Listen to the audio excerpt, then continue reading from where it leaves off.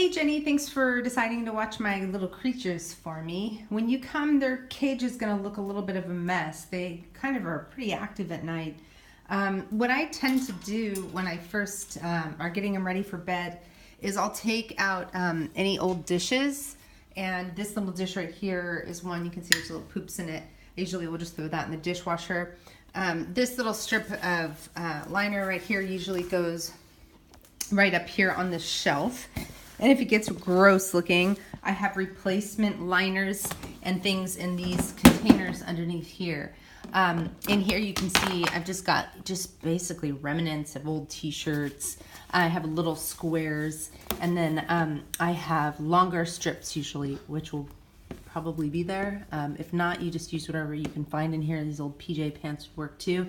But just to put maybe a little liner back up there just for catching their pee and their poop. But at night they mess it all up and you'll find it all down on the ground. This little towel right here, I think I probably threw up here on the shelf.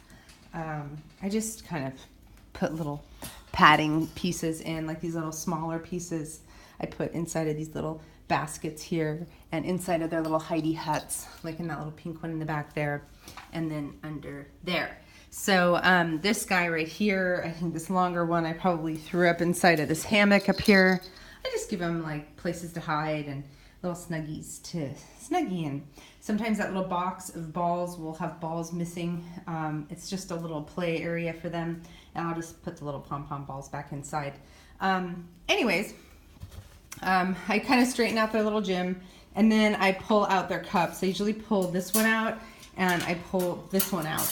And I take it over here to the sink and I wash them out. This one is soap for dishes. This is hand soap. That's lotion.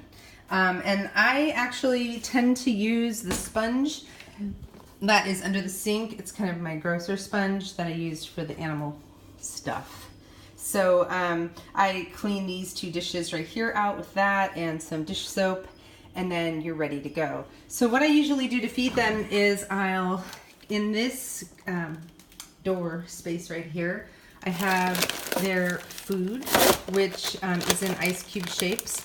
So excuse me while I block this, sorry, horrible video.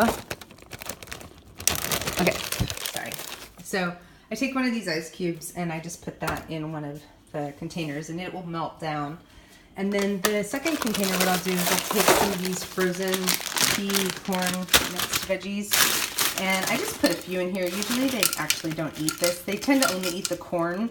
So I try not to give them too big of a mix of corn, like that's way too much. Their stomach is like the size of a thumbnail, right? So they don't eat a ton. And so I try to make it so they'll only eat a few pieces of corn maybe, and try to encourage them to eat some of the other things. So, today I'm going to throw in some, I mean, these guys are little like compactors. They'll eat anything. So I'm giving him some soybeans. These are frozen in there. You could just toss them in. I might actually mix some of those into there. I'm not sure how often they should have soybeans, so that's not something you really need to do. But really you can give them whatever you think. In here I've got some blueberries. Blueberries are supposed to be really good for them, so I always give them to them. Sometimes I cut them in half, sometimes I don't.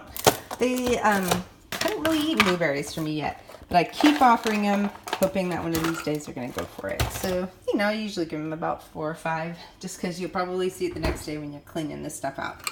And then what I'll do is inside of the fridge, I'll have a cantaloupe sitting there wrapped up, and then an apple that I'm letting get all shriveled up or whatever. So for the cantaloupe, I just take a piece, cut off a chunk of the rind, and then I just chop it up into little pieces. I mean, these guys are little monsters. They'll eat any size that you chop. So, you know, it doesn't have to be little pieces. You can just kind of dice it up however you want.